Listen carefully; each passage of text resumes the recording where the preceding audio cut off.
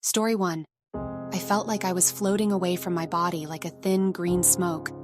I floated up to the ceiling and looked down at the doctors and nurses working on me.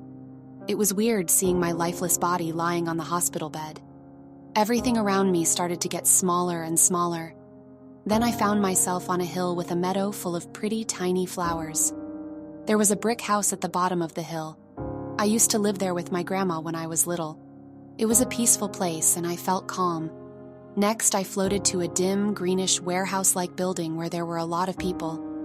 They were all lined up and walking forward, but they weren't talking to each other. That's when I realized I had died. I felt relieved and didn't care about my kids, parents, or any of my worries. Later, some guys in uniforms told us to go into a lobby and wait for our turn. It was like waiting in a bank and getting a number. One of the guys told me I was next and not to walk around. I nodded to show I understood. There was a lady behind me, but I couldn't see her face. I could hear her saying that she used to have fancy cars and live in a big house. She didn't feel sorry for anything. She kept criticizing the rest of us for not having nice clothes. But then everyone around me, even the guys in uniforms, started scolding her. They said she was a mistress who broke up families and deserved to die in a car accident. I thought to myself that my life was so boring compared to hers. So there I was, lying in a hospital bed, surrounded by all these machines that were beeping like crazy. Turns out I had been in a coma for 2 whole weeks, and they had to do all these crazy things to bring me back to life.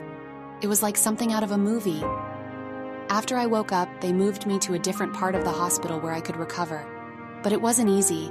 I couldn't walk and couldn't even go to the bathroom on my own. I had to use a wheelchair and have this tube called a catheter. It was pretty rough. During my physical therapy, I started thinking about karma. The idea that if you do good things will happen to you. And if you do bad things, well, you're gonna have a tough time.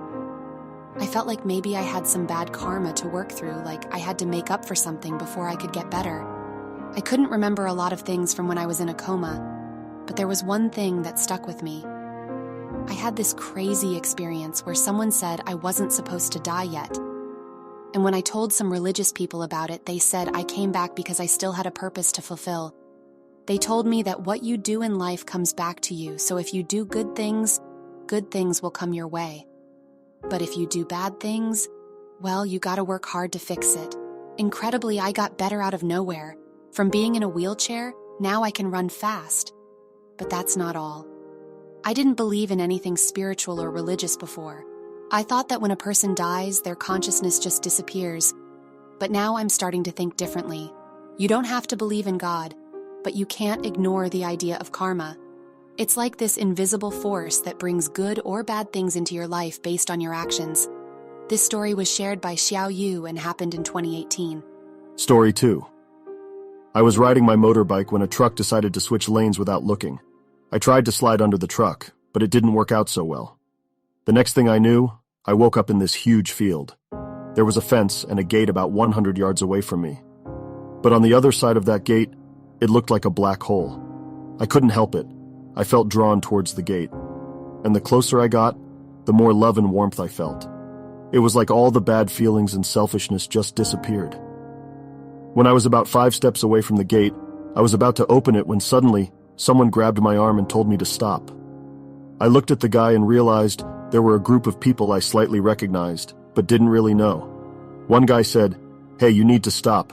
I've been watching you for a long time, kid, and you've made a bunch of mistakes." I was confused. Where am I?" And he said, "You're in a pretty intense place, my friend." I started freaking out a little, but he told me not to be scared. I told him I wasn't scared, and he replied, "Well, you've always been afraid of this for no reason then." I nodded my head like, "Yeah, you're right."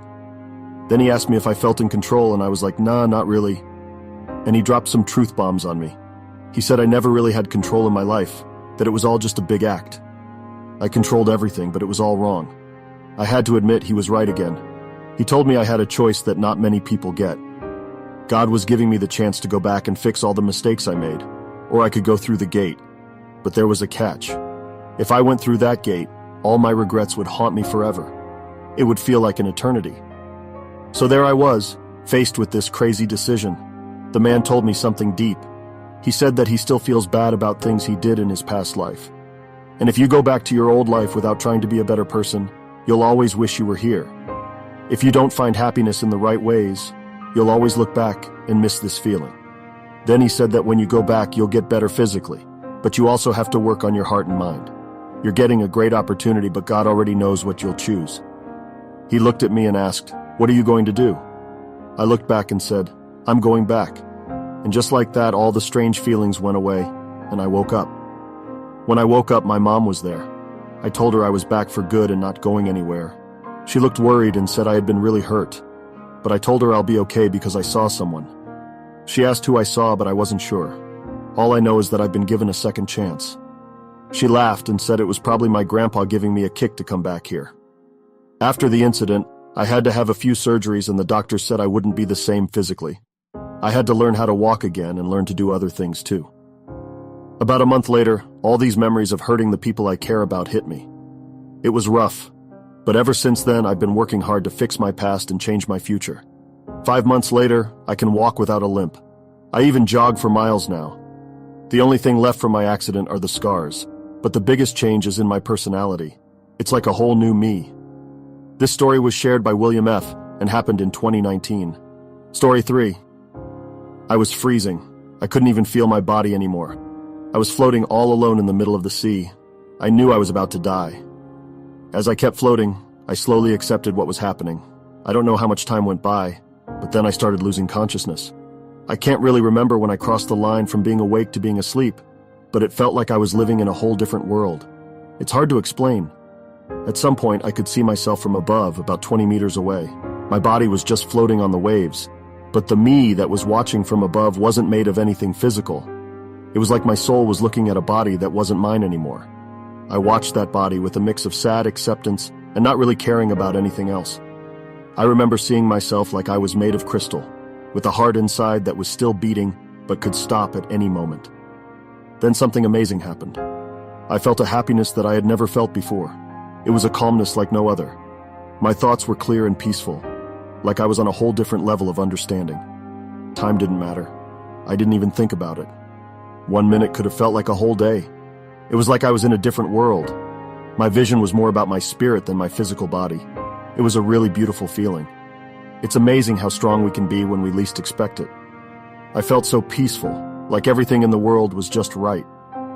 But then, everything changed. I couldn't hear the loud noise of the rescue boat's engine, even though it should have been so loud that you could hear it underwater for miles. I could barely feel the arms that pulled me out of the water. Here's what happened. Someone saw my boat flip over while looking through binoculars from their house. They called a rescue boat right away to find me. They found the wreck and followed the current. After a few tries, they finally spotted me. It's really hard to see someone floating in open water. In the ambulance, I heard someone frantically saying, "Hurry up or we'll lose him." When I woke up in the hospital, I felt so weak and helpless, like a little baby. I couldn't feel my body at all.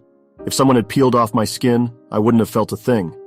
But what was strange is that my sense of smell became super strong. I could smell everyone around me. I remember smelling a woman before she even came close to me, and then she appeared without saying a word. I can't explain any of this, just like I can't explain how I managed to not swallow any water while I was floating. Slowly, life started to come back, and my blood started flowing properly again. I remember feeling so much pain as my blood started flowing again that I had really strong convulsions. 3 people had a hard time controlling me. I only found out about this later because I don't remember any of it. They told me that if your body temperature drops to 27 or 28 degrees Celsius, you can pass out, and if it drops to 26 degrees, you can die. This story was shared by Marco R. and happened in 1989.